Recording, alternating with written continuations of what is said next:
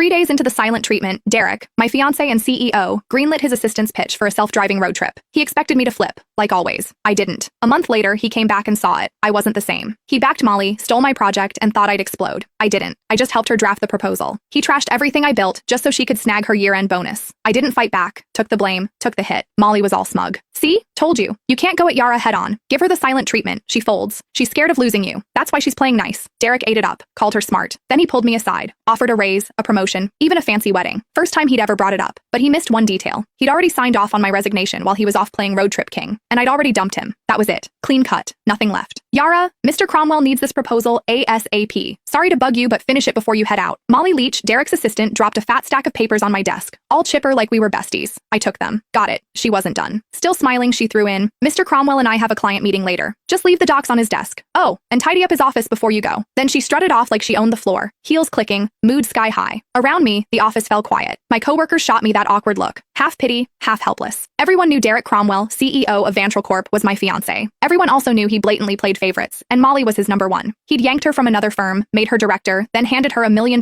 project I'd busted 2 months bringing in and prepping. When I pushed back, he called a team vote, thinking everyone would back him. Wrong. The whole team voted for me, except him. Molly got 1 vote. His. He lost it. Accused me of stirring up cliques. Didn't just take the project away. He demoted me in front of everyone and slashed the salaries of the people who'd backed me. Nobody dared speak up. Later, he apologized. Said didn't want it to look like favoritism. Claimed Molly might feel left out. I used to believe that crap. Now, it's a joke. Molly couldn't even keep up with our interns. Didn't want it to look like favoritism? Please. He was straight up playing favorites. Everyone saw it but him. I heard footsteps upstairs and looked up. Derek. He showed up at the stairwell, glanced my way, then walked out without saying a word. Changed into some casual suit. Even from here, I caught that cedar cologne. He never used to wear cologne. That one? Molly's gift. Yeah, he knew exactly what he was doing. He'd been pulling this kind of stuff for years. It started after I found their goodnight texts. Couldn't stay quiet. I confronted him. Derek said I was being petty. Then, like it proved some point, he used it as an excuse to make it official and moved Molly to work directly under him. The more upset I got, the harder he leaned in, dragging her to every social event, serving her food, even wiping her mouth at company dinners. When we fought, he'd ice me out. When I apologized, he'd round up his buddies to lecture me like I was some jealous mess. For a while, I actually blamed myself. Thought maybe I wasn't generous enough. Thought maybe that's why we ended up here. But on day 3 of one of his silent treatments, when I was too sick to even sit up and he still packed his bags for a trip with Molly, I gave up. That's when it hit me. He wasn't trying to be noble. He just used my pettiness as a shield so he could keep doing what he wanted without feeling guilty. Even if I hadn't caught those late-night chats, he would have just found another excuse to be with her. After their latest business trip, they were still grabbing dinner, drinks, playing tennis, same routine. But something between them had changed. I could feel it. Not that it mattered. 5 years together, and it was done. This whole mess had dragged on long enough. I was the last one in the office, finishing up the proposal. Checked my phone. Molly had been busy posting. Candlelit dinner at some fancy spot. 2 plates of steak.